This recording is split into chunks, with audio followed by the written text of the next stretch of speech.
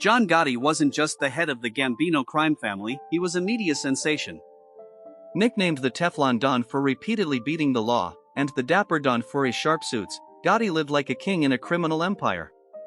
But beneath the glamour were decades of murder, betrayal, and dark rumors.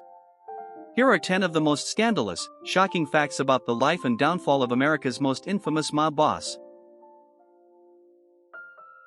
Number 1. From slums to suits, Gotti's rough start and tragic family life. John Joseph Gotti Jr. was born on October 27, 1940, in the Bronx, New York, the fifth of 13 children in a poor Italian-American family. His father, John Sr., worked irregular jobs and reportedly never provided enough for the family. As a teenager, Gotti joined street gangs in East New York, Brooklyn, where he quickly gained a reputation as a fighter and thief.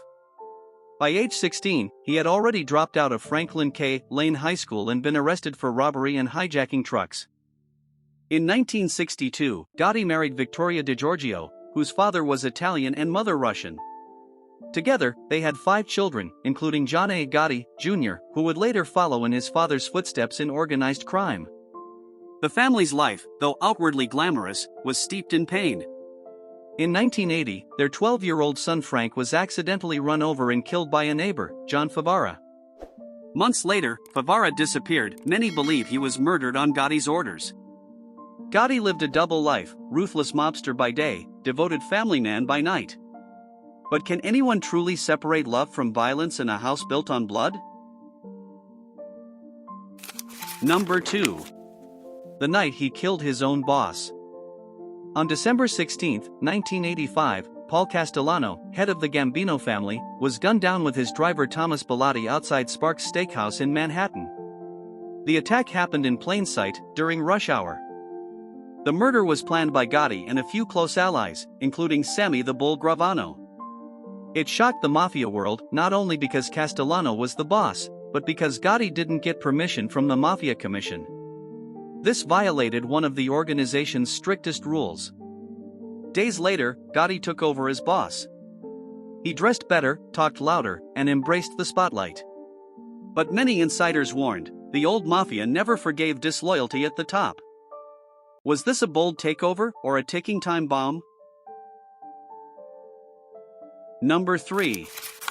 How the Teflon Dawn beat the law for years. From 1985 to 1990, Gotti went to trial multiple times on charges including racketeering and assault, but walked free every time. He smiled in court, posed for cameras, and wore $1,000 suits. The press called him the Teflon Dawn. Nothing stuck. But the wins weren't clean. FBI reports later showed that in one case, a juror named George Pape was paid $60,000 to ensure an acquittal. Gotti's people reportedly tampered with evidence and witnesses, turning courtrooms into performance stages. One prosecutor called it a mockery of justice. The FBI doubled down, bugging Gotti's rave night social club and capturing hours of damning audio. Was Gotti unbeatable, or was the system simply outmatched? Number 4. The betrayal that brought him down. Gotti trusted his underboss, Sammy Gravano, like a brother. But when the FBI played tapes of Gotti mocking him and blaming him for murders, Gravano flipped. He confessed to 19 killings and testified against Gotti to save himself. Gravano's testimony, combined with FBI wiretaps, painted Gotti as a micromanaging killer. One tape caught him saying, "I made Sammy. He was a garbage man without me." In 1992, Gotti was convicted of murder, racketeering, and conspiracy. He was sentenced to life without parole. The man who beat the system for years finally fell, not to the feds, but to betrayal from within. Number 5. Over 30 murders linked to his name.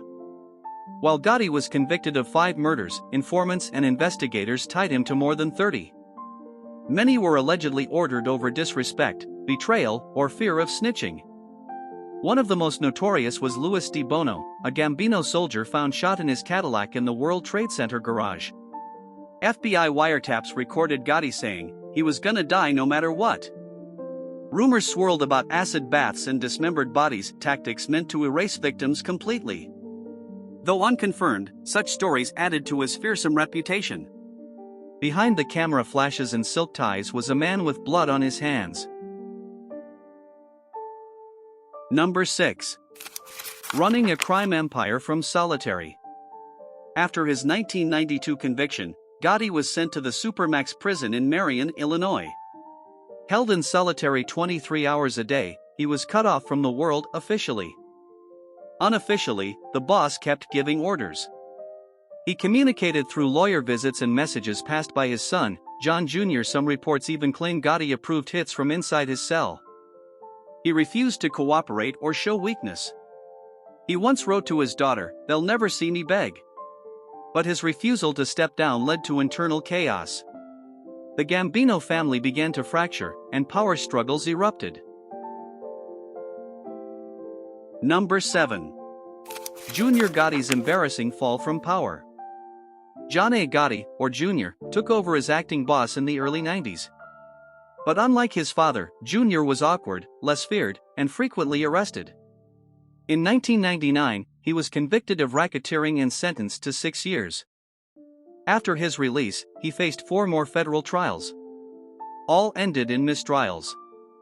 Jr. claimed he had left the Mafia for good.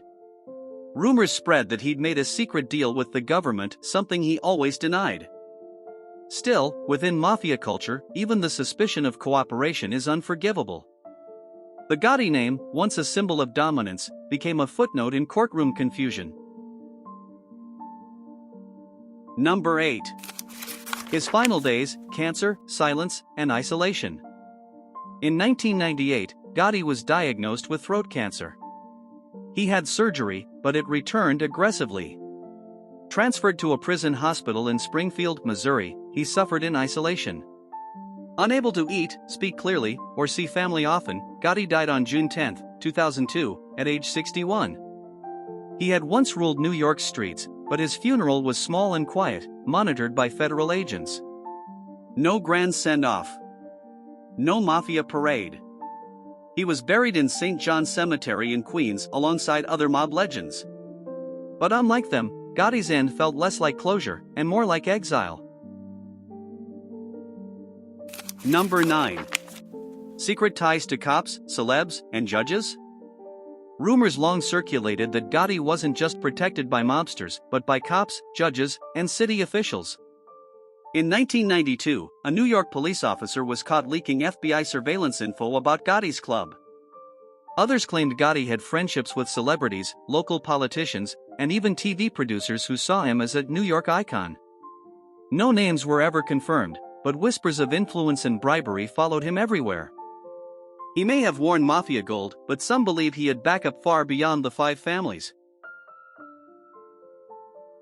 Number 10. A pop icon who destroyed the Mafia's code. Despite his crimes, Gotti became a celebrity. His trials were broadcast. His photos graced Time magazine. In 2018, John Travolta played him in a film. His daughter starred in a reality show. Rap lyrics still mention his name. But inside the Mafia, many blamed him for destroying Omerta, the sacred code of silence. By courting the media, Gotti brought heat and FBI crackdowns.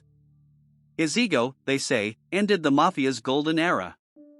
Sammy Gravano once said, "He made the Mafia famous and then he got it killed."